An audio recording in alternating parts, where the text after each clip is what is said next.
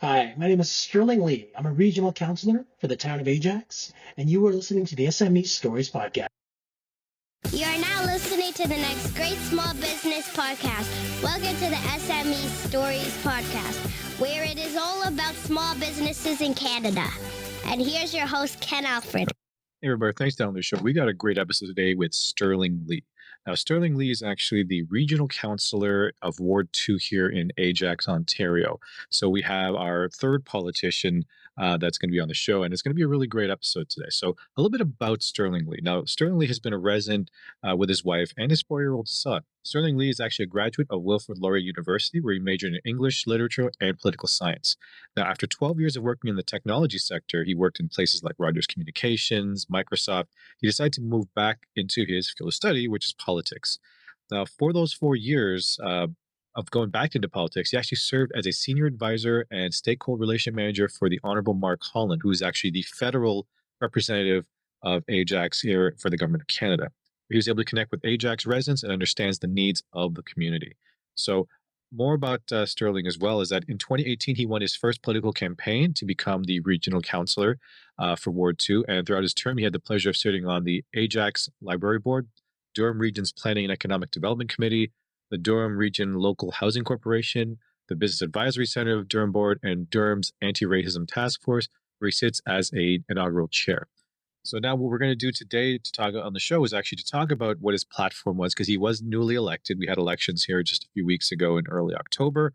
So we're going to talk about what his platform he ran on and how he's actually going to achieve that platform this year for the next 4 years.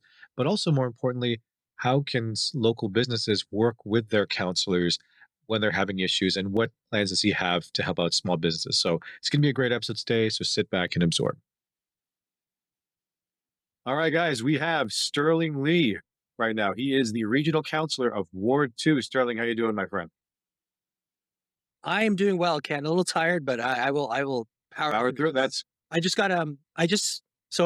Timing wise, we just finished the election probably a week and a half ago. And during that last week of the election, I was terribly sick. I think I got the flu for my kid. So pretty much for the week after the election, I had like no voice because I had coughed my voice out. So balanced out 100%. You'll hopefully forgive that. And you still won. That's the thing. Yes. That's the important thing, right? This is why I try to tell the listeners. It's very interesting because before, a little bit of the history that this podcast was started because of the pandemic and hearing all the stories of small businesses that were kind of closing. And I thought, it would be nice to hear from these small business owners, and mainly geared towards Canada. So that's what we were doing. And then next thing we know, we're starting to build up some steam that I was starting to get guests from the United States coming. We had the mayor of Scranton, Pennsylvania, and we're diving into a little bit of the political space, but we're not going to be comparing like policies or anything like that in all political shows. But Sterling, like I said, he is now a municipal councillor here in Ajax. We even had Arthur Augustine, who was a mayoral candidate with Ajax, and I think we're trying to get Nancy Henry, who's just a regular Ward 2 councillor. I think she wants to do the show as well. So, even though it may be some political items, we're still always going to bring it back to how does this affect the small business owner and how to inspire them to continue to try to do their own thing. So glad to have Sterling on here. So Sterling, just a little bit of background to the listeners. Define what is a regional councillor. Because I know in the Ontario, or maybe in Ontario, we have like regular councillors, we have regional councillors, and then of course we have like trustees, and then of course we have the mayor. So explain to some of the listeners who may not be familiar, what are the goals, the roles differ from the regional councillor to the ward councillor? Sure thing. So, in Canada, this is for your US listeners, we have 3 levels of government. We have the federal level, which is the prime minister. We have the provincial level, which is the highest, the premier. Then we have a municipal level. And there are certain municipalities in Ontario that are considered 2-tier, which means there is a regional tier and then the local tier. The local tier, the highest level is the mayor. And so I sit on the local council. But then in the next level would be the regional tier. In Pickering, Ajax, Whitby, Oshawa, Clarington, Brock, Scugog, and Uxbridge, they make up the region of Durham. And that in itself has its own upper tier government. And what that does is, long story short, there's a lot of services that can be amalgamated and pooled, like police services and planning and water and sewage. So the regional councillors deal with those specific issues as it deals with the region in a whole. But then I also sit on local council, which means I deal with just specifically Ajax Council issues. Okay, perfect. So that's interesting to hear. It's good to know as well, because I remember when I would see literature from wards and regionals, I'm like, so what is the difference? Because we're having Ward 2. Who Who does does what? what? Who does Do you what? see Right? that as sometimes, did you have that? Did you have to do that educational process even with local residents when you are knocking doors and saying, oh, I'm running for regional council? Constantly. People would often confuse me, being like, "Oh, I'm just going to vote for so and so local councilor. I can't vote for you now," and I'd have to explain the regional council. And then inevitably, they'd always be like, "Well, what's the difference?"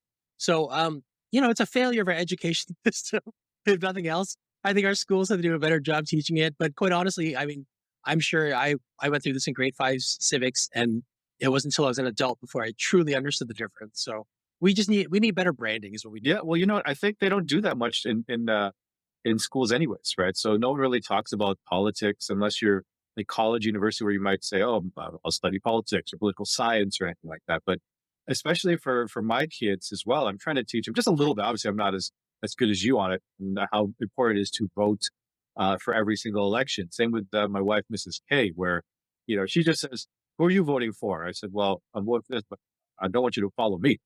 I mean, I give her all the literature from all the candidates. Here's who's running. Here's what they're saying. You make your decisions, even from the federal and provincial levels.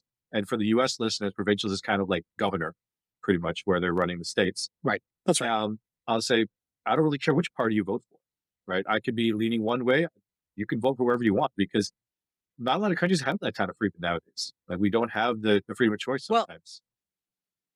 you mentioned, the pandemic, and the biggest example I always use is Hong Kong. So Hong Kong used to be under British rule in '97. Now it's now under Chinese rule, and China always said it's going to be like kind of two different governments. We'll give you the local democracy, but then the overhead Chinese government rule. And then over time, the Chinese government kept cutting into the Hong Kong government democracy.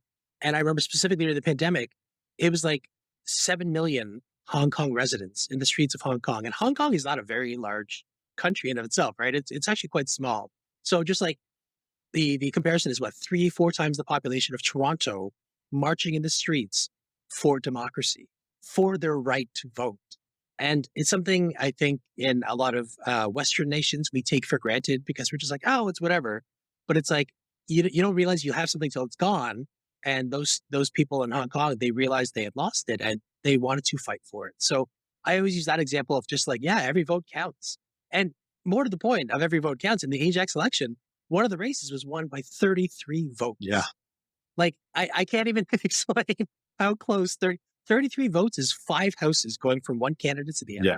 If I knocked on 5 more doors and convinced five more residences to vote for me, I could possibly have won that election. Like that, every vote literally counts in these things. So, like, I don't buy that argument either of, oh, my vote's one of many. Some races go down to 33 votes. Certainly, just so I know, is there like a limit in terms of, because that particular riding was won by 33, is there like an automatic recount, or what's the threshold to say, okay, it's too close to call, we got to do a recount? So how is it here in Ajax or Hugo? Specifically in Ajax, back in 2014, we first introduced online voting. So you could vote online or you could vote in person. In the 2018 election, it was strictly voting online. And same as this past election in 2022. Because of that, though, there's really no need for a recount. You've clicked your candidate, you hit submit, that is the vote. There's no skewed ballots, hanging chads, or anything like. There's nothing like that. Like, so there's really no need for a recount. Yeah, and vote harvesting or something. All that drama in the U.S. that seems to be like people manning, polling stations, all that sort of thing. So, I know for Ajax they've done it, and for all people who aren't at Ajax, push your governments to try to see to embed it, because it was so easy. Like, to be honest, it literally took me maybe 30 seconds to vote. Aside from validating, my identity and stuff like that, I'm basically just clicking on the different candidates who I like, click submit. I think they asked me one confirmation question to make sure that I have the right number, that I voted for anything, or if I forgot to vote for someone, it'll let me know that I'm missing a category. But that was it, right? And even in the polling stations now, that might take some jobs away from some people who used to work the polling stations from Elections Canada, where you would come into like provincial, federal elections, where you have the people making some part-time cash that way. So I don't know if we want to fully do that, but what did you think about the turnout though of Ajax election? Did we get a lot turnouts and stuff? No. So I think we were at 22% turnout, Ooh, which is yeah, abysmal. Now, there's other municipalities in Durham specifically that had even lower than that. even so. So it's like, I think to a degree, like to your listeners, predominantly in Ontario, we did a federal election 13 months ago, a provincial election 6 months ago, and then there's the municipal election. I think to a degree, like the population was kind of Pretty electioned much. out, so to speak, right? I know Yeah, I was, and especially, um, you mentioned earlier, this isn't a political podcast, but it seems today, and this is not one side or the other, that people are angrier. COVID really negatively impacted a lot of people, and people haven't even begun to address the frustrations that came with COVID. Whether you're pro lockdown, anti lockdown, it doesn't matter. We all are all in the same boat. It was all an incredibly frustrating experience. But what that led to is people are becoming way more polarized than ever right. before, and we're seeing it. And it's leading the middle. So not the radicalized left or right, but just the middle to just be exhausted with politics Yeah. in general. And I get it too. I'm in it and I'm somewhat exhausted by it. So I'm not sure what the answer is. I think collectively we should try to deal with the trauma that was COVID, whether you see a psychiatrist, psychologist, doesn't matter. Like, we keep saying mental health is such an important thing and all these companies do big mental health campaigns. But it's like as a public, we haven't truly embraced the idea that maybe we're not all okay. And maybe we need to find more productive ways of addressing this inner frustration and anger rather than going on Twitter and just flaming politicians or just yelling at your neighbors or yelling at your politicians. Like that's not productive. No. And it doesn't even get it actually, I mean, I argue it gets you more angry, which is kind of a sad state. Well, yeah, and I think I totally agree with that one because I think, like you said, on either side, they're both shutting down each other, and the people who could really Yep. we're stuck in the middle. Like I think for like Canada's almost very much down the middle or down the middle. We're usually very neutral when it comes to a lot of issues, right? But I find that it's harder because you're hearing both, and you could be influenced one way or the other. But the thing, what I guess annoys me is that everyone is drowning out actual conversations anymore. It's more like you can't. You have to agree with everything on one side, and you're not allowed to disagree with them because if you disagree with one item on your quote unquote team, then you're like a traitor and you're like, oh, you're on the other side of the fence. Which I'm Right. like, Right. no. I mean, I always felt that look, we might agree on, we might disagree on, let's say, gun control or environment. But if we agree with Sure. 95% of the other stuff, no one ever talks about where everyone agrees. Everyone really likes, and unfortunately the media too, like to focus in on the small parts that we don't agree on. And they just blow that just to get everyone angrier at each other, which it doesn't make any sense because we have to live with each other. Well, anger Yeah. sells. That's what these companies have realized is like these by posting these inflammatory headlines one way or the other, you take an innocuous news story and make it into clicks and make it into money, and that is kind of what these especially social media companies have realized. And even as the public, we realize that, but we still get sucked into it, right? I don't know what the answer is, Ken. Like it's a really toxic environment, and it's just like every election, I get so exhausted. And yeah, I signed up to it to a degree, but just the pure hatred and anger of people towards me who haven't even met me. Do you know what I'm saying? Like, if you meet me and don't like me, I get it. I 100%, but it's just like, if you haven't even met me, but you have a very strong opinion about me, you got to think twice about that. Yeah. So back to the first question. So what got you into this crazy political space? Yeah. So, I graduated from Wilfrid Laurier in 2004. I graduated, I studied English literature and political science. Not because I probably in the back of my mind wanted to get into politics, but it's a very overwhelming space to get into. And then, like a lot of people, a lot of millennials who graduated in 2004, I didn't know what to do once I had my degree. Like school is the best. School, there's kind of it's a very strict pattern. You do this, this, this. But once you're done school and you just have this open world, it's very overwhelming. So during summers and Christmases, I was working part-time at Rogers, just selling cell phones. And I enjoyed it. It was good, really good money. It was commission based. And so I actually just kept doing that full time and then actually became quite good at it. Like I actually was a very good salesperson. So eventually I stayed with Rogers for about 9 years. I had finished being a district sales manager at that time. And then I was downsized. And Ken, let me tell you, I was downsized on my birthday. Oh, come on, Rogers. Like, don't get me wrong. I'm a name on a list, and that was the day they were downsizing people. I get that, but just like I'll never forget of just like 2011, August 11th, 2013, I was downsized. And it was a very traumatic experience. I got a bit of a severance package, so I just took some time off. And then maybe after a month, it wasn't even like, I think I had like 8 months severance. But after a month, my wife just like saw me on the couch and she was like, "You have to get a job." And I was like, "What?" And she was like, "Just get off. You have to do something because like," she was my fiance at the time. She's like, "You just have to do something." So I like wiped the Cheeto dust off my face and I was like, "Okay, fine. I'll look for jobs." I ended up applying to Samsung. And again, I had worked for Rogers for 9 years. I was a pretty cocky sales guy. And I was like, okay, I got this job, no problem. I was probably a little too confident in that interview.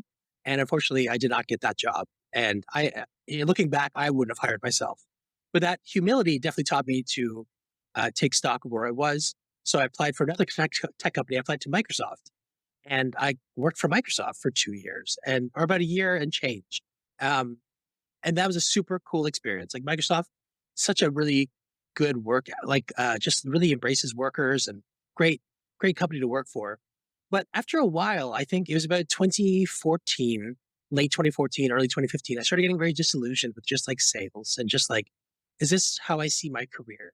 And if it is, do I want to maybe become my own sales or become a real estate agent or anything like that? But then um, outside of my professional life, my personal life, I started taking classes at the Second City. Second City is like an improv class, just to get my mind off work.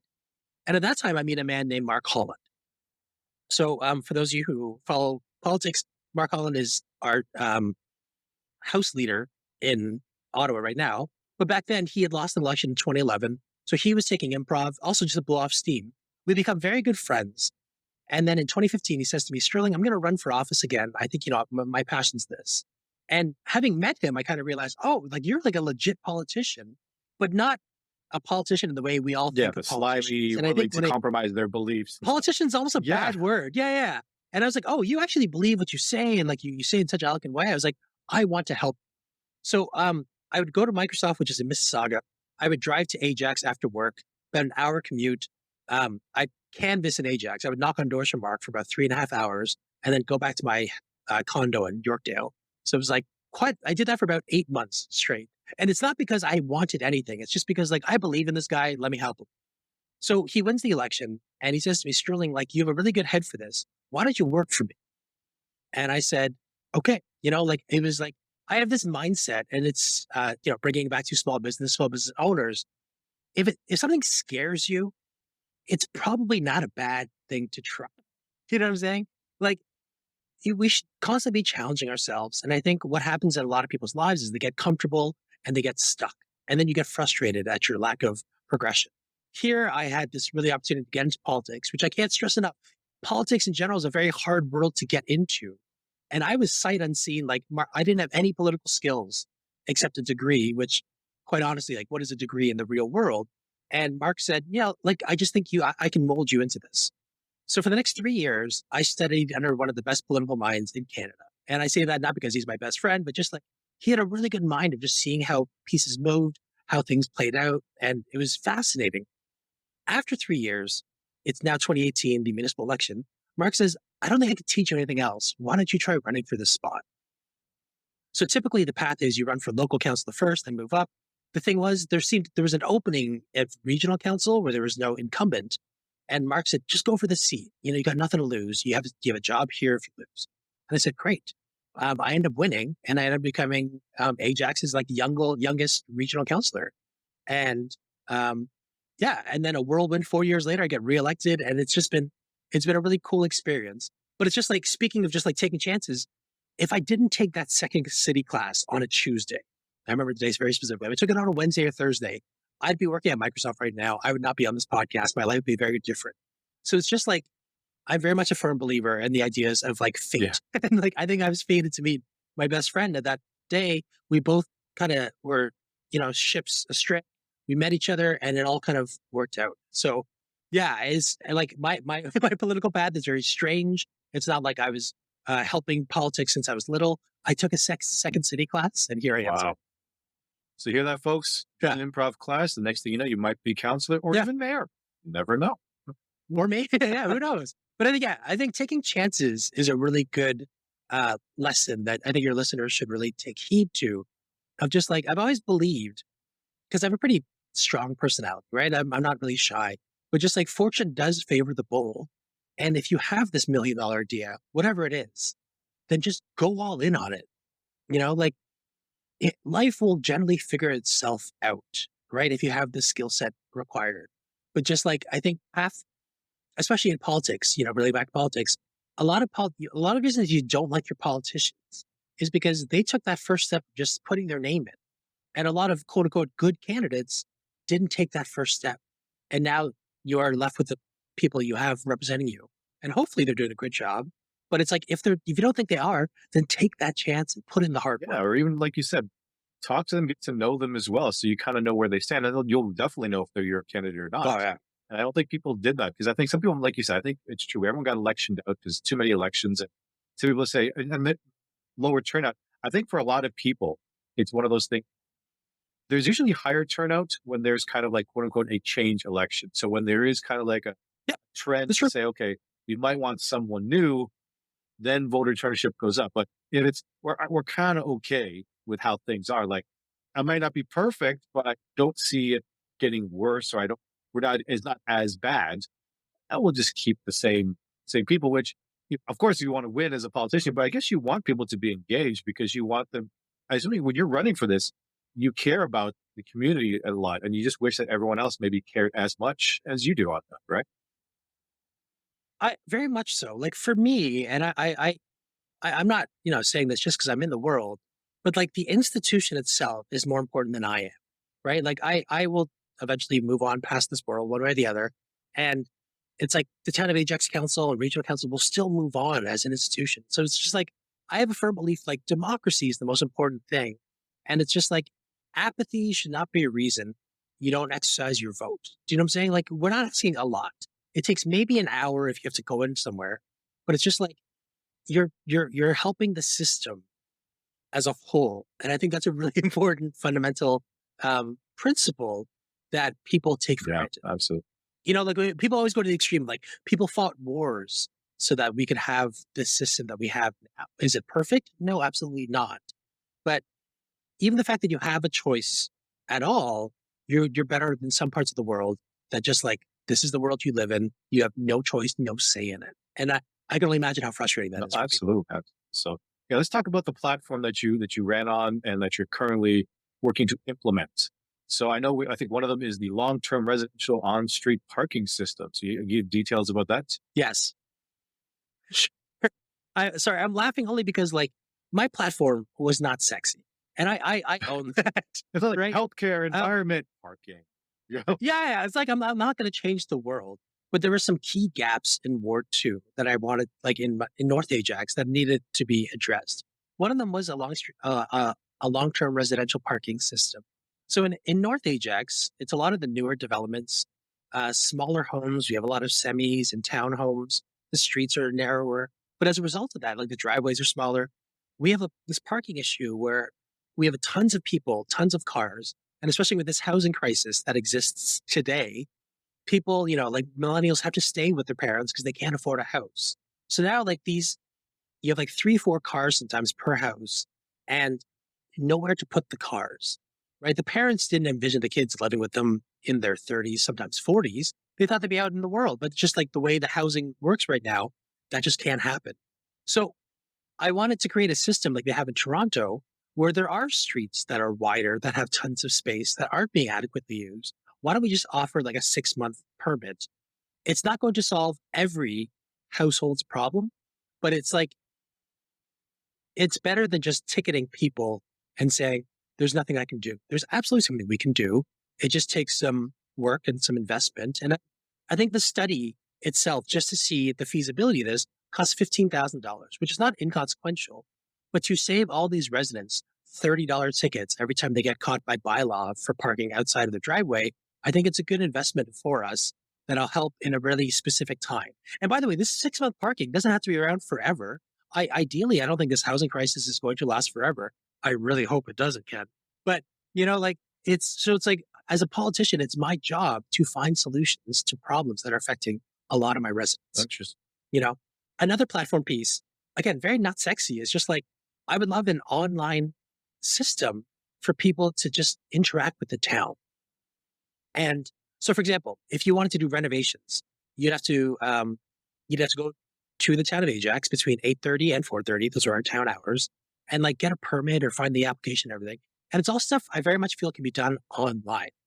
So it's just like we need to build the infrastructure to create this online system so people don't have to take a day off work, so to speak, just to get a permit for a patio or whatever. And I remember I put this on Twitter and someone wrote, "Oh, nice platform piece. What is this, 2006? Like this should be done already." And I was like, It "Yeah, should be. that's my point. It should be done." I agree, but it isn't done. So it's just like rather than just sit back and hope it gets done during my time, I want to make it a proactive thing where it's like it's something I advocate for residents across. Because again, like I'm because of my work history in the tech sector, I'm very tech minded. I'm just like, can we be more efficient through technology? And that's one area we absolutely can. Yeah, and it's funny because if you think about it, like I think like to that very sarcastic Twitter person that said we don't do this already or whatever. A lot of provinces, a lot of municipalities, a lot of states in the United States, all over the world, it is that you have to apply for stuff in person. Yeah. Like I think right now you can even apply for a mortgage online. You don't have to you don't have to physically sign a document anymore. We docus those these signature stuff. So why don't we do that? Dealing with $500,000 loans, no problem. You can do it online. But like to get like a $10,000 patio, you have to go through all these leaps and bounds. And it's not just going in once, Ken. If it was once, then I guess it's fine. But a lot of times you got to go and resubmit, get the Variances, approvals. all that It's sort of just stuff, like right? why are we making our staff man our offices? Like COVID was a perfect example. And like I remember just before COVID, maybe like 6 months before, there was a staff report of like utilizing town space and how like the buildings we had, we were going to outgrow them soon, and what our plan was. And I raised my hand. I was like, why don't we just let people work from home? And I might as well have been said like fire in a movie theater. People looked at me being like, what are you talking about? Like that can't be done. Right. Like it was a foreign concept. And then the pandemic, like one of the good things, very few good things happened, but one of the good things happened was that it proved that there's a lot of administrative workforces that can be done from home. And the argument against it's always like, well, how can we be sure you're being efficient? Well, that's why we hire managers. And that's the manager's job to do. If you find, you're not being efficient, then we'll get a new person who can do this. But I think for the most part, well, for 2 years, for sure, we proved that the world will not stop spinning on its axis if people are working from home. And it, in fact, increases productivity. People are less stressed. My wife doesn't have to drive an hour and 15 minutes to Toronto, an hour and 15, 2.5 hours in traffic for a job that she can do from home. And we're not the only case. This is happening all over. So it's like, why aren't we embracing these technologies? And I think a lot of it, Ken, is people have this old mind feel, just like, well, no, my dad worked at the office and his dad worked at the office, so that's the way it has to be. It's like, no, you're like, no, we have every technology available to not do this anymore. And it's just like all of the repercussions, less cars on the road. You can be there for your family. You can make dinner. Like it's like like it always blows my mind. So I mean, like eventually, like I'm very much a tech first individual who just is asking, how do we make our lives simpler with Well, technology? no, I totally agree. I mean, it's funny because I remember this back in the day. And I work at a bank as well, so I'm sorry, like I still work at a bank. And I remember the one time this is back when they did offer remote working, like maybe 1 or 2 days a week, which is at that time. This is back in 2011. That was considered like, what are you talking about, right? But I was like, we can. I said, great. And I remember the one time I was working, and I think it was right near the end of my day. I was about to sign up. I decided to go into, for young people, Facebook. I just happened to go into Facebook just right as I'm getting ready to pack up. And would you know it? The vice president just happens to walk by my desk, Right behind you. look at my screen, and say, "Hey, Ken."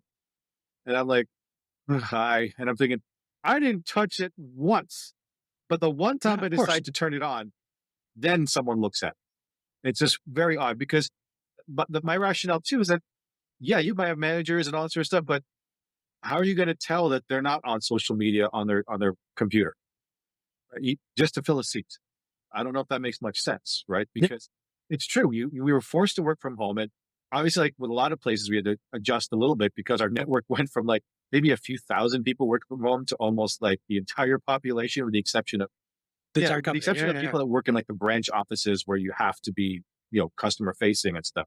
So I don't see why not. So you talked about the mobile Ajax strategy. I think that's a great idea. I mean, I'm looking forward to see how we're going to be able to implement some of these things. And so for some of your platforms, we talked about, we have the inclusionary zoning, the expansion of the Audley Rec Center, the creation of a library marketplace, makerspace. Sorry, how would you navigate to actually start making things happen? Because obviously, if we had unlimited budget, yeah, get it all done. Yep. How do we? How do you do something like this? Obviously, this can't be done in one day. So this is what you're hoping to do by the end of the 4 years that you're mandated with. Over 4 years. And it's just like, I don't know, like when I'm so, Ken, you'll very much remember this. A lot of candidates put very generic proposals or, on their campaign cards, of just like, lower taxes, help the environment, but there's nothing tangible. And it's just like that always bothered me, even when I wasn't in politics. It's just like, well, what can you do? So I joked that my campaign, commitments weren't sexy, but they're very much achievable, right? And so the way that the sausage is made, so to speak, it's just like ultimately, every year there's a budget cycle and like staff will say, oh, we need X more staff members, which would mean a 2% property increase or 1% property increase, or I need this amount of capital dollars to it. And then as a council during budget time, we discuss what the priorities are. So for example, last campaign, I said I wanted automatic speed enforcement. We had a huge debate 2 years ago, and now we have photo radar cameras, which have done their job of reducing speeds in school zone. So it's just like, for anybody listening who wants to go into politics, make sure your campaign commitments are achievable and specific. And it's just like, I learned that in school of just like anybody can say pie in the sky. I'm going to cure cancer. I'm going to end world hunger. Yeah, yeah. I'm sure you want to do that, but can you do that? And so the things I propose, like a zoning permit, like I said, it's going to cost $15,000 for the study. I have to, during budget period, fight for that $15,000 and convince my council colleagues that this is a priority and explain why. And and there's some training involved, there's some politics involved, so to speak. But that's what I feel I'm good at and able to get. Interesting. So how do you work with other councilors and work? I know for Ajax, I think we have what, 5 seats or something like that under the mayor. Seven. Seven. Okay. Oh no, six and the mayor. So So seven. how do you work with other councils? Because everyone's like yourself is going to have differing priorities. Is it one of those things that, okay, we'll do this, we'll do your initiative for this term, and once you get elected next year, maybe we'll do, you can do mine, or maybe the other way around, because everyone wants to do theirs first, right? So No, it's not untrue. And I've actually never thought about how to be honest. Like I think what people don't understand is like a council is like a board of directors, right? So it's not like we have very little to do with the day-to-day activities of the town. So for example, like if you feel like our grass isn't being cut right away, as a counselor, I can't order staff to do that. We have a whole administrative side that's I can in a sense I can send an email being like, hey, what is the schedule for this? And then from a strategic point of view, I can then say, let's cut our grass every week as opposed to every 2 weeks. Here's the cost. And then that gets approved. So ours is kind of the larger side. And I think to answer your question, going back to like how it's done, it really is just like convincing people of the why and the how and the necessity of it and why it's urgent and really defending it. It's no different than a courtroom drama to a degree where it's like I stand up and I give a closing argument about like why, and then ultimately you hope to convince your coworkers. I think there's some horse trading involved of just like, well, if we do this in Ward 2, here we'll do this in Ward 1. But generally, like I'm trying to think back to last term where I didn't really do that much. I would generally like, I think a lot of my motions passed on the strength of my ability to present it and then argue for it. interesting. So about this there, so it's a very good education process on the municipal politics, at least within Ajax. I'm hopeful that most of the other wards, most other cities, municipalities have something similar of it. I don't envy the mayor of Toronto with 25 counselors plus all the other stuff, because it seems to be like a nightmare to manage. So I'm not saying that Ajax is going to be quote unquote easier to manage. Having to convince, maybe six other people versus, 25 other people to try to get something approved would probably be a lot more arduous. It's funny because like you actually need very distinct skill sets to be a politician. So the first one is actually like deciding to run. Like I said, 99% of people who should be in elected office don't run for it because like it's a very daunting task. So that's like step number one of like having the fortitude to decide I'm going to put my life out there and run for office. Then there's the campaigning, and that actually is a fully different skill set of just like being able to knock on doors and give your message in 2 minute, 5 minute sound bites, debate other people about why they should be elected. And then there's the third skill set of like actually governing and administration. So yeah, it's like the best counselors aren't always the best mayors. If a counselor's been around for 25 years, that doesn't necessarily make them the best mayor.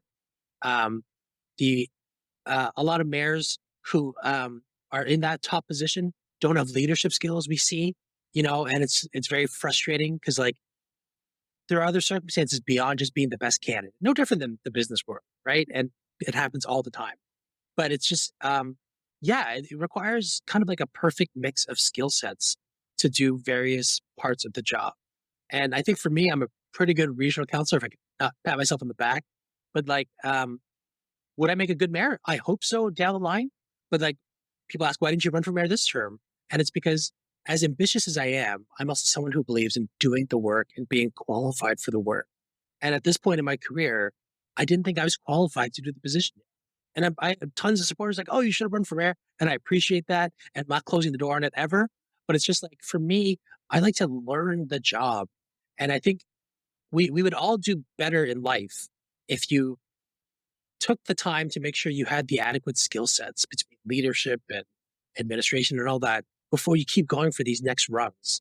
Otherwise, you have CEOs or like, company owners who have no business being there. And that's where we see a lot of business, especially in the small business world, a lot of failures in the small Yeah, business. I think you're right, because you just touched upon it, like the just right to run, campaigning, and then governing are three different things. Because how many politicians have you seen that they're a great campaigner, but in terms of actually governing, it's horrible, or they're really good governors, but they just don't have they have the personality of wallpaper, right? But for some reason, they Yeah. get elected somehow, and all that sort of stuff. But yeah, like for Yeah. small businesses as well. So how do you work with small businesses now? Obviously, we're back to the small business side of it.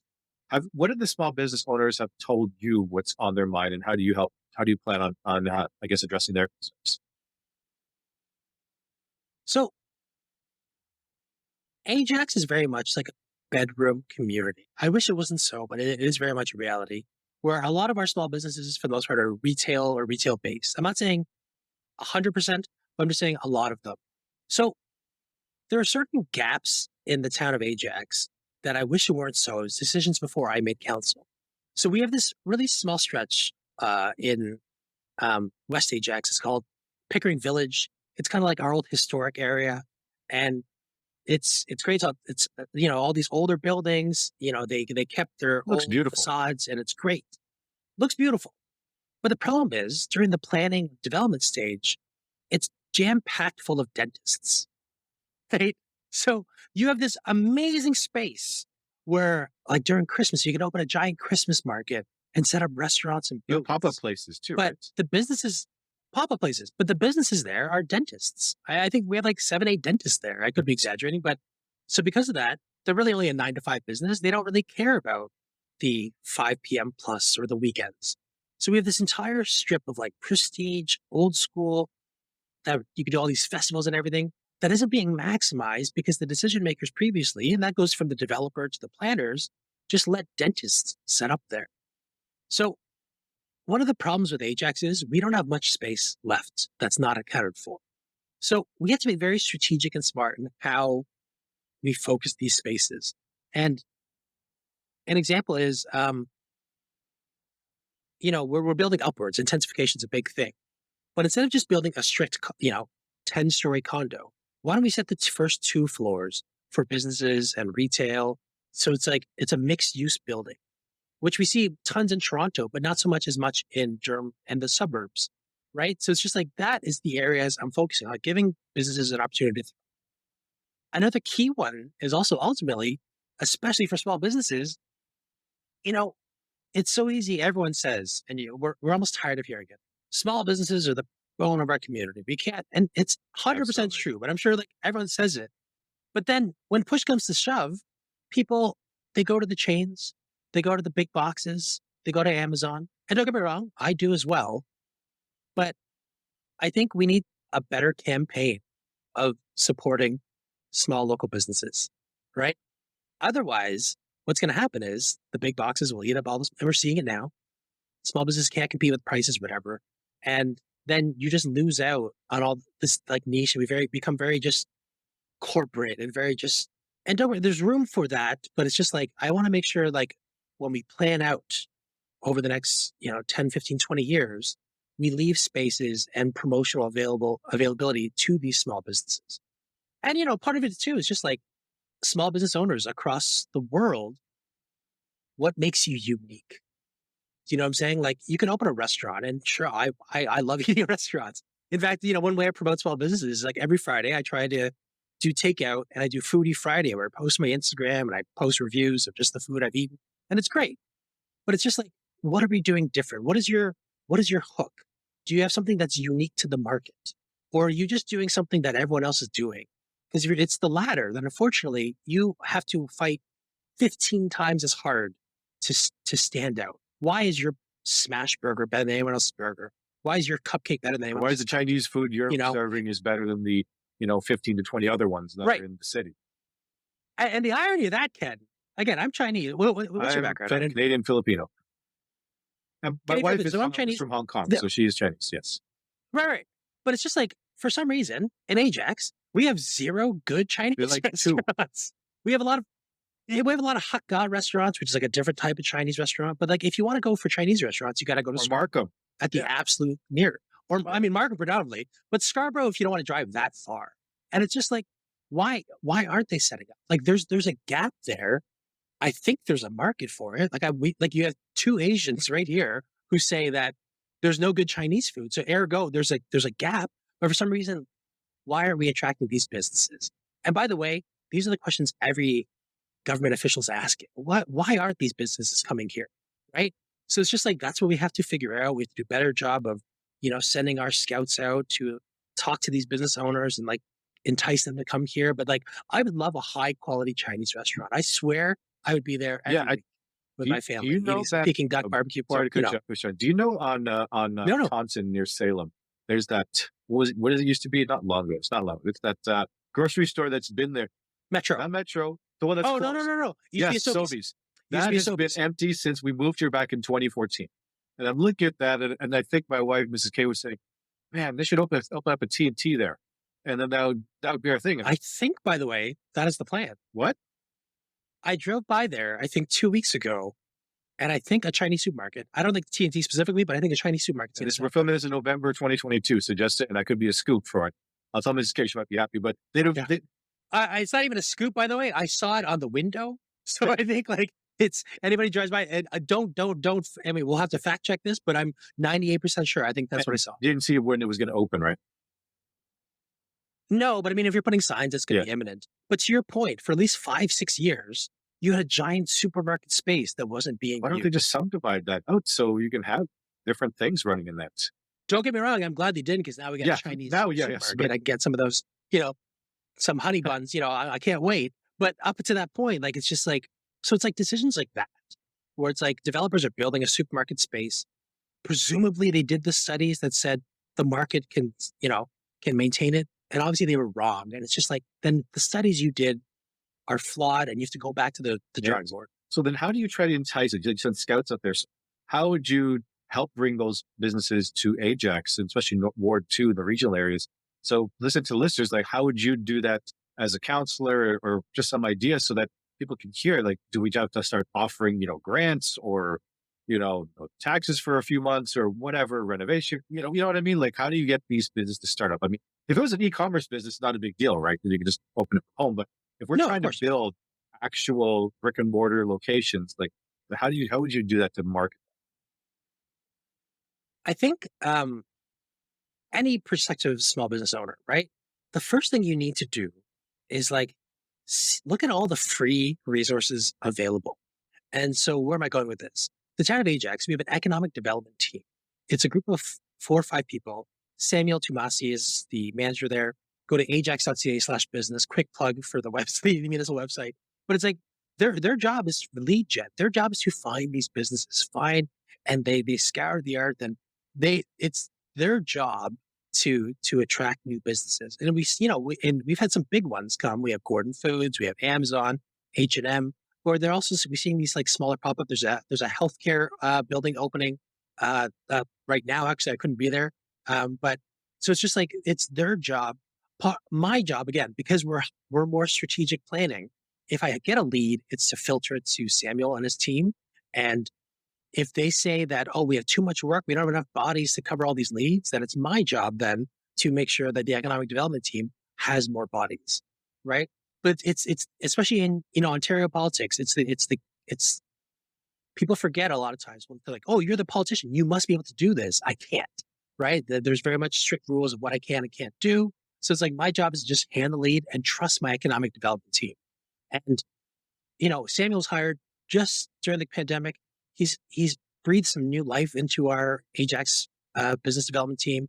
They have great social media, but it's a problem across Durham that we have is that people will always view us as a bedroom community and not a fit for small businesses. To which I would immediately respond, I would argue that is your built-in population demo of just like, it's fine. If it's the suburbs, how can your small business cater to the suburbs? What product or service can you offer specifically for the suburbs that no one else can offer? And if you figure that out, you will absolutely thrive. Oh, absolutely. So I'm going to ask you this question. You've been a regional counselor for now. We're going to be making an 8-year term, pretty much, right? So you had your first 4, and now we're starting second term. What has been your biggest failure, but also your biggest success as a regional counselor? Just so that when people want to try to apply for office, they're thinking, oh, it's going to be great. But we want to hear the real stuff of like, okay, there are a lot of good, but there's a lot of things that you got to look out for. Yeah. This is going to sound incredibly arrogant, and it's not the reason, the purpose, but it's just like, I don't think I had any monumental failures on council. So let me start with the successes. Maybe I'll think of a failure. One of them was, diversity and inclusion. I think I told you this at the door, Kim, when I met you knocking on your door, but like, I didn't envision when I envisioned my identity of being a counselor, I thought I'd be the young, in his mind, hip voice. Obviously I'm not hip, but just in my mind, I thought I'd be the hip voice. But honestly, technologically focused. I thought I'd be kind of the tech counselor, focusing on all these tech initiatives and tech motions and everything. And part of that did come to fruition. But obviously during 2020, BLM became a thing. And during BLM in Durham and Ajax, we all of a sudden seeing some issues we've had with our own diversity issues and our Black community and our racialized community. And all of a sudden, because on regional council, I was only one of 3 racialized members out of a 28-person council, I wouldn't say forced, but I definitely stepped up into the role of championing racial and diversity issues, whether it's like Indigenous issues, whether it's Black issues. We created, I won't say solely because of me, but definitely pushed from me, our own anti-racism task force of the town that brought some great, ideas of how we can improve, relations within the Black community. We have an anti-racism task force at the region, of which I was the first chair. And all these things were amazing. So I guess from a failure point of view, I can think of one. There's no organization that needed more of this, more diversity inclusion training than Durham Region Police. There's a lot of mistrust in our police forces across. And that's a shame too. Predominantly the states. Yeah, we hear it a lot in the states of just abuse of power and not listening to basic rights. And so I was trying to shout at the top of my lungs, hey, Durham Region Police, we need to steer the ship correctly. We need to kind of right the ship. Because again, there were some issues. There was one issue where there was a retired DRPS officer's Facebook page. It was a private one. but they were posting pictures of like, oh, here's a drawing my kids did. And there was like black people being arrested. And it's just like, it's incredibly offensive. And the fact that they didn't even think it was offensive and posted it means there's like a cultural issue. So one of the things after that, and during BLM, the chief of police said back in 2020, here are some concrete items we're going to do to address racism within the DRPS. Not that the DRPS is inherently racist, but we want to bridge the gap in the community. One of them was as simple as doing a survey of our force so we can tell the public this is the breakup of our force. Anybody who has two eyes can see that it's a very much predominantly white force that is gradually being more racialized, but it is what it is. And so the chief would come to regional council quarterly, and quarterly for 2.5 years, Ken, I'm not like, there's video record. I'd ask, what's the update on the survey? Oh, we're working on blah, blah, blah. What's the update on the survey? Oh, we had to find a vendor. No problem. 2.5 years later, my last regional council meeting was in June. And he came back and I said, what's the update with the survey? And he said, oh, unfortunately, we had a few bad actors who were giving like misinformation into the survey. So we had to throw out all the results. What? So like, yeah, like, Ken, 2.5 years of me hammering. And quite honestly, I was the only one who even brought it up during these meetings. And 2.5 years later, they threw out all the results. And I don't even know what the next step is, whether they're going to redo it or whatever. But that is very much a failure on all our parts, where it wasn't a priority enough for DRPS because it's been a few years since BLM and these issues have not been as loud as they were.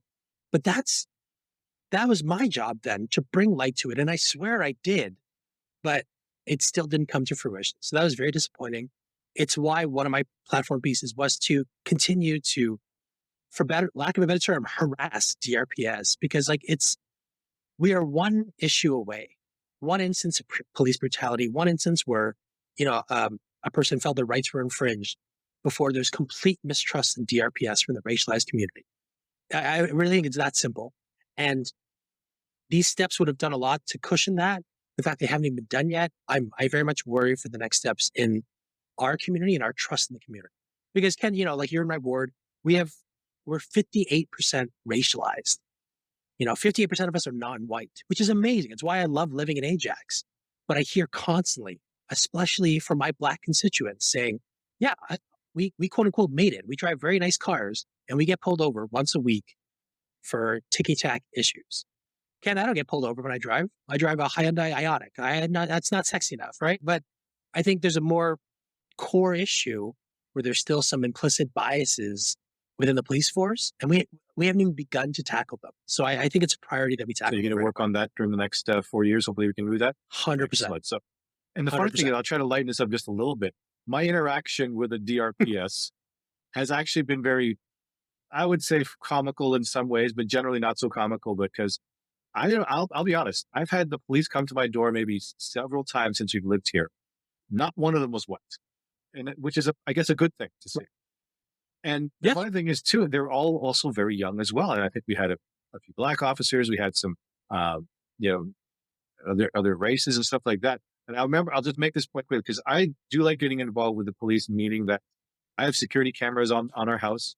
So anytime there's like accidents or anything like that, I'm the first one to let me check the camera, because I'll get police coming to my door to say, hey, we saw you have cameras. Do you have anything here that captures it? And I'm the first person to be like, let me check. And I'll either say, yes, I do, or no, I don't. Because obviously if you put the camera up too wide, you're going to get notifications for everything.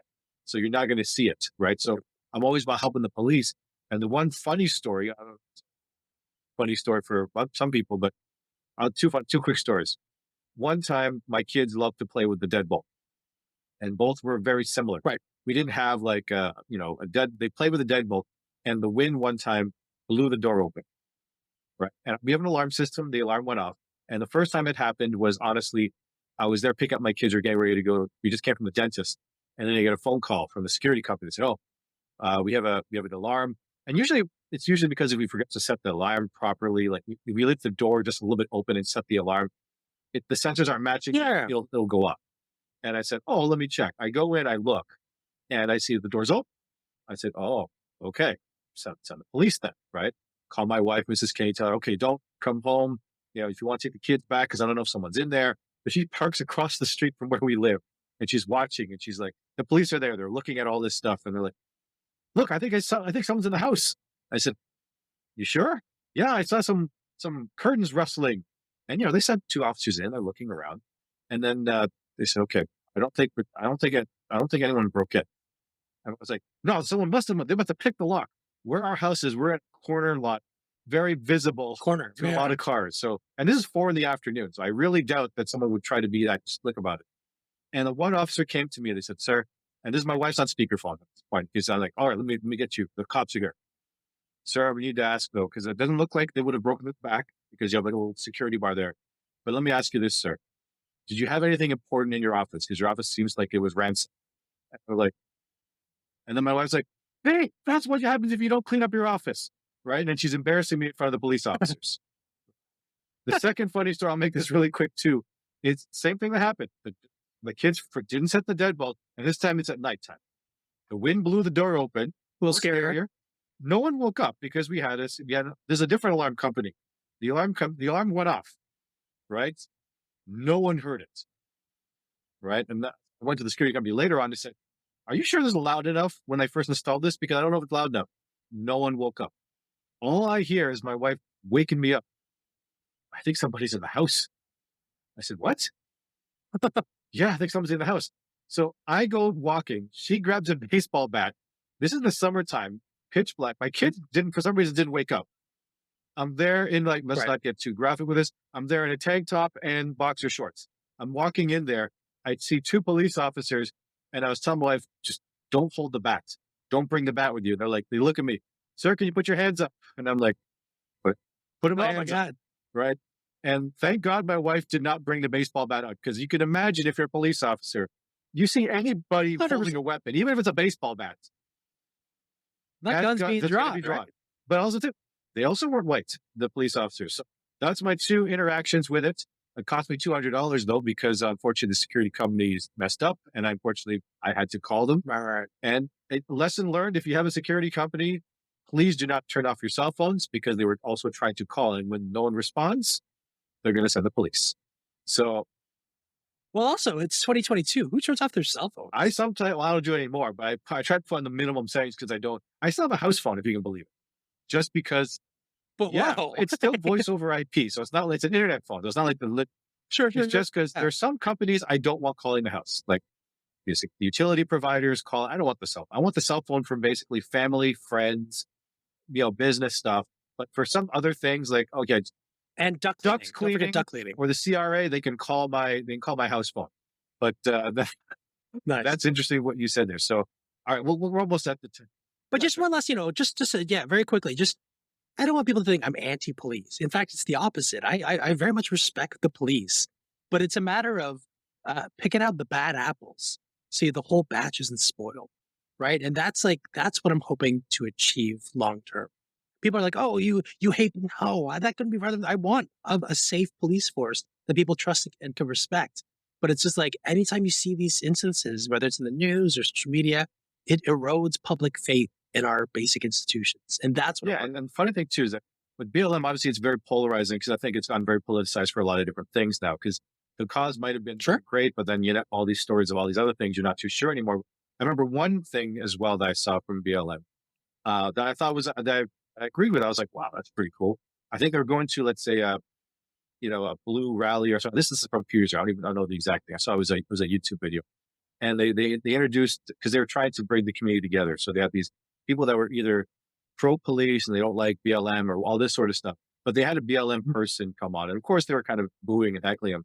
But the BLM member actually won over the crowd, because he said, just like you said, when you have a bad plumber, you want to get rid of the bad plumbers. You don't blame all of the plumbing industry. Yeah. What we want is just remove the bad police officers, because I think majority they're good.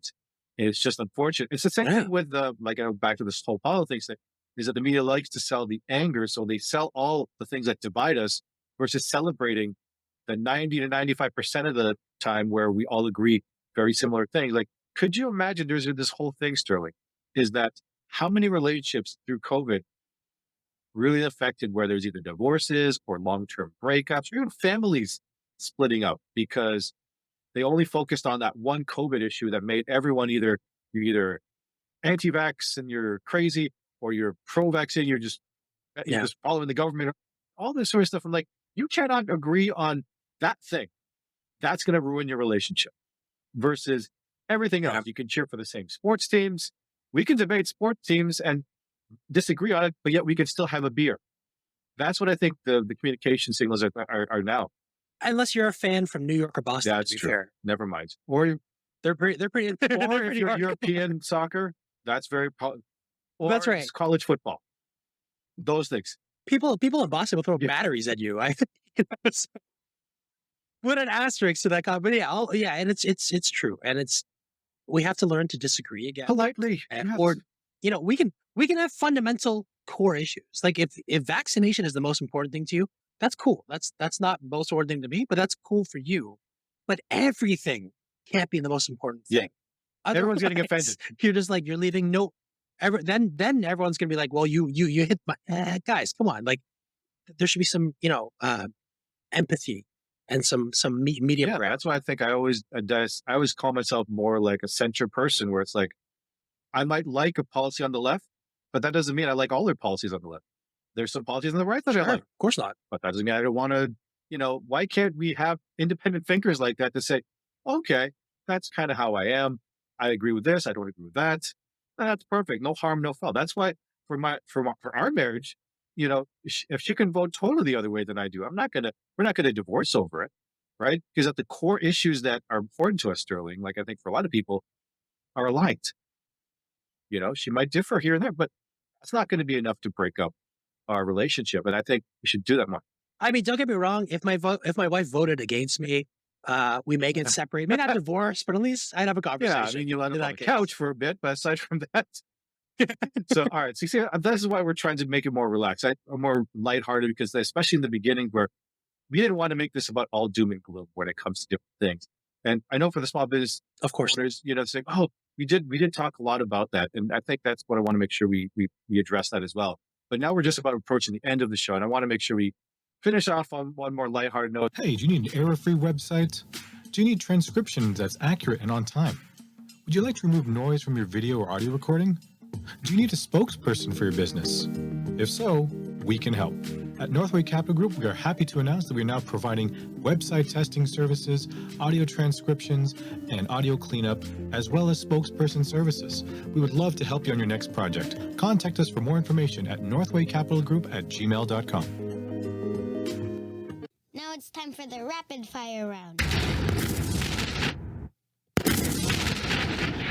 So this is going to be our rapid fire round now. So what we're going to do here, Sterling, is I'm going to ask you all these questions and we'll see how fast you can do it.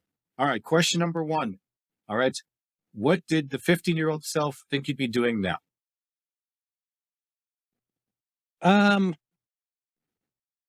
He wanted to be a politician, and that's the funny thing. But the 15-year-old self didn't know how to get into politics. And also, when you're a teenager, you're very disillusioned with politics in general, like every teenager is. So I'm glad I was able to kind of bring it back to just the ambition. Excellent. How do you balance your work life? Because you're a crazy politician, busy with family. So how do you do it? I love, like, capital L, love movies. I'm a huge movie person, so I make time to watch movies and TV with my wife. I'm also a closeted wrestling fan. Like, I watch wrestling probably more than I should. My wife tolerates this passion of mine. And then ultimately, I'm hoping to kind of get back into improv, get back into I used to play recreational dodgeball when I was younger, in my 20s and early 30s. Hope to get back into that now that my kid's of age. So the broader answer is you have to make a priority to let go of the job sometimes, even when it's all consuming. Otherwise, it'll especially eat if you you're, alive. So especially if you're starting a small business as well and running a small business is 100%. And just say, don't be it's okay to be a closet wrestling fan. I am as well. I just took my kids to the Toronto show. I think this is back in May 2022. My son had a Rey Mysterio mask.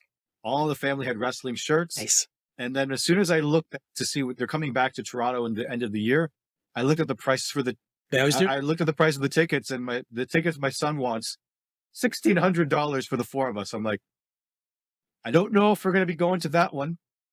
Gotta get more sponsors. Gotta get more sponsors. I know. The maybe then we'll do it. But funny about that stuff. Okay, so what posters did you have on your wall when you were a teenager? Again, I was a movie guy, so I had a Reservoir Dogs poster. I also had a poster of, I'm big into, not big, but I really enjoyed Chinese cinema. So there's a John Woo movie called The Killer with Chow Yun Fat, and it was him just holding the two guns. And yeah, I was, I was that teenager. So we're not saying that Sterling is promoting handguns. It's just that he liked the poster. No, definitely not. I just like action movies. You know, it's actually a funny thing. I did not know this in my family who's a big action junkie. My mom. I guess for some reason I'm thinking once your parents should only be into like aged dramas or anything like that, or like old people movies. But she's like, she loves Fast and the Furious. She loves the Expendables and everything action related. I'm like, yeah, Mom? Really? When I'm 90, I hope to be watching Fast and the Furious 48. Like, that's my goal. Excellent. All right, next question. What word or phrase do you most overuse? Oh, that's a good one. How dare you? I'm not like it's a very just subtle of just like my wife will tease me or a coworker will tease me and I'll just look at them and be like, how dare you? And it's, I do that quite often. I do that with my kids as well. Sometimes they'll say something and they'll say, Daddy, how dare you? I'm like, what? Or these days, because my kid is 5, it's just his name of Finnegan because he's of that age where he doesn't listen to me. So I definitely use that one all the time in that tone. Right. What's one subscription you cannot live without? I don't even like Netflix that much. So it's not Netflix. A subscription. You know what? Legitimately, I pay for the New York Times. Part of it is I really like their writing, and they cover like a lot of technology and entertainment. So my New York Times subscription. I know there's like, people are like, oh, you must be all like, I'm not, overly pompous or anything. I just really like reading the New York There's Times, something about paper. I sometimes read better from paper than from a screen. I find this recalled me back when I was like 17, and Mexican food places in Canada at the time were just Taco Bell. Taco Bell, right? Now we're starting to get more locations and actual restaurants, but back then, I'm talking like 1997, there weren't that many. And the only one that you did know was downtown. And I lived in Scarborough, I didn't want to commute all that. So I was always used to Taco Bell. The first time I went to Los Angeles, I was there with family. We were walking on the beach and there was a Mexican restaurant there. And I look at that and tell my parents, I had a little bit of money. And I said, what? Let's go for lunch. And they're like, no, we're just going to continue walking the beach. Okay, you guys walk the beach. I'm going to go to this restaurant. By yourself? Absolutely. I go in, they say, how many? Just one. You sure? Yep. Just give me a newspaper and I'm good. And I was totally content with it. What do you want on the menu? Would you like anything on the menu? I said, give me everything. I'm willing to try anything. And it was so good. But reading the paper, actually not a bad thing. I'm trying to get more into it. And if not, sorry, I just realized there's another one. I have a subscription to Landmark Cinemas where they're going to give you like a free movie that one. And they give you like discount off concessions. Again, I love movies that much. We try and see as many as we can. We just saw Black Adam, which wasn't as bad as people say it was. So yeah, I will always. Sorry, the Landmark Cinemas has a subscription? Oh yeah. Again, I was kind of mad at Cineplex. I think Cineplex is starting to charge to like reserve seats. Really? Like after a decade of them saying, oh yeah, reserve your seats on our app. Now they're charging a premium for that. So that was like a deal breaker for me. I also like the customer experience more at Landmark. Yeah. So that is our theater we go to as a family. I almost feel like they should just remove that Cineplex that's right on Salem Kicks and just build a Landmark there. Repurpose it because it's going to be removed. I don't know what they're replacing it with, but they're closing it. It's like a C-level theater, so I think. Oh, really? Yeah. Did not know that. Yeah. See, look at this. I'm speaking to a regional counselor who's actually able to give me some news ahead of time because that used to be a selling feature when we moved here. I was like, oh look, there's a movie theater and a Costco. We're good. But once we start, I guess I didn't know about reserved seating. This is from a few years ago, where the first experience I had was in Hong Kong with it, where almost every movie theater. Oh, I know, me too. It was amazing. And I was like, really? Now, I wasn't too happy with the popcorn. I'm old school butter salt thing. They had like caramel popcorn, which is great for some, but for some reason I can't do that for a movie. I need the butter. No, not for an entire movie. Not for an entire movie. You need. And then in Toronto they didn't have it, or in Canada they didn't have it really until it was like those VIP cinemas, right? And then you could kind of pick it, but then you're paying a premium. But then Landmark was always like that, and then now it's in Whitby that we go to. And I was like, that's our go-to. If it ain't there, I'm not going to watch it anywhere else unless there's like something else. But yeah, weird stuff back then. Again, my wife and I, because we love movies so much, like we used to line up 45 minutes before the movie started just to get good seats. Yeah. So this has absolutely changed. And the funny thing too, Sterling too, what was horrible is that I remember one movie, I can't remember what it was. We got to the theater, we got a great seat. The fire alarm went off. Everyone left. It was a false alarm. And they said, okay, everyone, now back to your seats. And everyone just free for all. Which is horrible. My last movie story before we finish off. I remember during that thing, we actually got a free voucher for a free movie. So I had 2 free passes. I took one of my buddies. I think we were like 15 at the time. And the choices to use the free movie was Father of the Bride 2 or Toy Story. Oh, there you go. Okay. So you go Toy Story. I told my friend, no, man, this is 2 regular dudes. I'm like, we got to watch Father of the Bride 2 because I remember watching the first one. You love Steve Martin. He was you love Steve Martin. My friend did not. He didn't smile once in the movie. And because I'm a cartoon. I don't want to watch a cartoon. I'm in my teens, but yeah, he gave me a lot of heat for that because like the free movie, you pick Father of the Bride 2 instead of Toy Story. He'll never let me live that down. But aside from that, all right, last question that we got here. Actually, no, I'll give you 2 last ones here. And this is more of the serious ones here, but how do you deal with difficult clients or staff? Or in your case, politicians? How do you deal with them? Yeah, so like my difficult clients are constituents. And so that is very, like is anything. Like you get people yelling at you. Like I said, people don't like me. They haven't even met me. I think, I have to, you have to, part of the job is I'm the customer service for the municipality, whether I like it or not. It's just the byproduct. So I remember that. And it's the old rope-a-dope strategy that Muhammad Ali used, where you just kind of let them keep talking and keep talking and keep talking. And you ask a few qualifying questions and then eventually like they will tire themselves out. And then without fail, I will always use my sense of humor. And it's probably a 95% success rate. The 5%, it has failed horribly and it's probably made things a bit worse. But generally, like it's, you tire them out, let them get it out because that's what they want. And then you try to find the solution to the problem, but I think most of it, because again, I recognize people are angrier now. So let them get that anger and frustration out. And then you get to the core person where we can be human beings again. And then I can help you with your problem at that point. It's, by the way, it's hard. I still have to take a lot of that. I still get yelled at and I don't like getting yelled at because I'm a human being, but it's just like part of me. I accept that as part and parcel with the job that I've inherited. Oh, good. Now back to the last 2 fun questions here. And I always ask this to my guests, these 2 ones here. All right. You can make a sandwich named after yourself. What is on your sandwich and what would it be called? If you can make your own sandwich, what would be in it and what would it be called? So, I mean, the Sterling objectively is a pretty great name for a sandwich, right? So let's get that out of the way.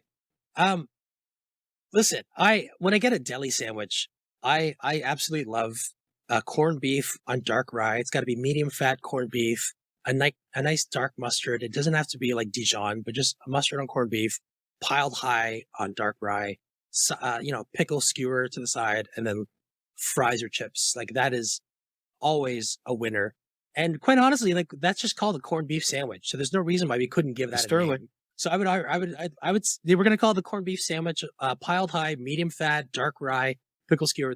I was going to say that. I'm like, all that you're describing it. I'm like, just call it the Sterling, which should be good. Just call it the Sterling. It's easier that Excellent. way. Last question here. What is your theme song? So that song that you're walking down the street, that song hits, everyone knows Sterling's coming. Again, I love professional wrestling. So like I constantly am walking with theme songs in my head. There's a version, What a Wonderful World by Louis Armstrong, Joey Ramone. And I'm not even a huge punk rock fan or even a huge Ramone fan, but that song absolutely would be my theme song. It's got a huge guitar riff right from the get-go. And then it mixes in the beautiful lyrics of What a Wonderful World too. And I think we have to remember, in spite of this craziness going on, like how grateful we should be to live in this world where we can record podcasts, like I'm not wanting for food or shelter. Unlike many people in the world right now, inflation sucks. Absolutely. But it's just like, we've been able to, we've made a few cuts, but for the most part, I live a very grateful life. I'm in a job I love. How many people can only say like they love their job? I love what I'm doing. Like I said, 15-year-old me didn't even think this is a possibility. 41-year-old me, I'm here, I made it, I'm good at it. So it's like, I have a beautiful boy, I have a beautiful wife. I'm very grateful for the world we live in. So sometimes I think that theme song would be "What a Wonderful World," because like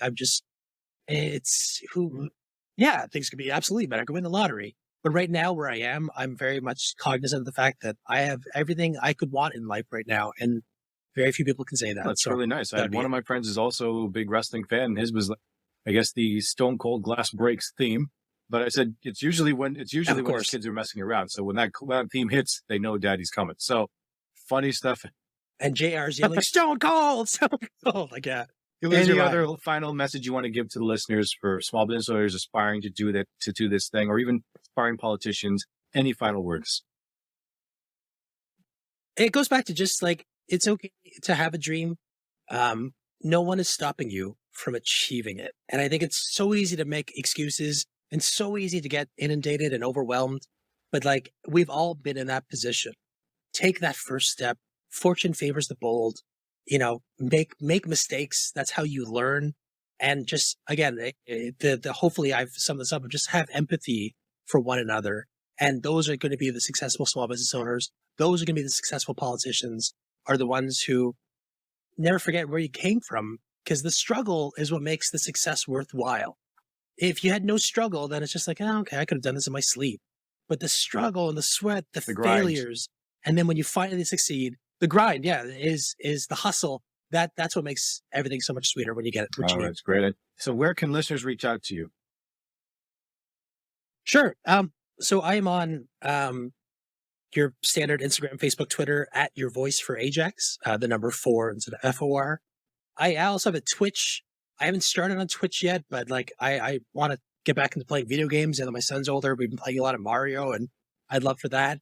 And then I also started a podcast during the pandemic. It's kind of fallen off a bit, but you can check it out. It's called Durham Unplugged. Part of my thing was I wanted to kind of do a version of what you're doing at the end of just meeting politicians and humanizing them. It's very easy to think that all politicians are scumbags and horrible people, but my podcast, it just talks about everything but politics, and just, what are you watching on TV? What are your hobbies? Who are you as a human being? And I think, especially in today's day, toxic political age, it's really important to put a human face on your local representatives. And now that we have a brand new term, some new counselors, I think I'll start it up again and meet some of these people. Co-host, let me know. Be glad to help you out with that one. Yeah, 100%. All right, Sterling, thanks for being on the show. Thank you, Ken, and thank you to your listeners. Do you have a small business story to share? The S.M.E. Stories podcast is looking for entrepreneurs to share their tales of success, failure, and everything. If you're interested in being a guest on our show or know someone would be a great fit, please contact us at northwaycapitalgroup@gmail.com. That's northwaycapitalgroup@gmail.com. Thank you for listening to the S.M.E. Stories podcast, which is owned by Northway Capital Group. Please follow us on Instagram and Facebook at Northway Capital Group.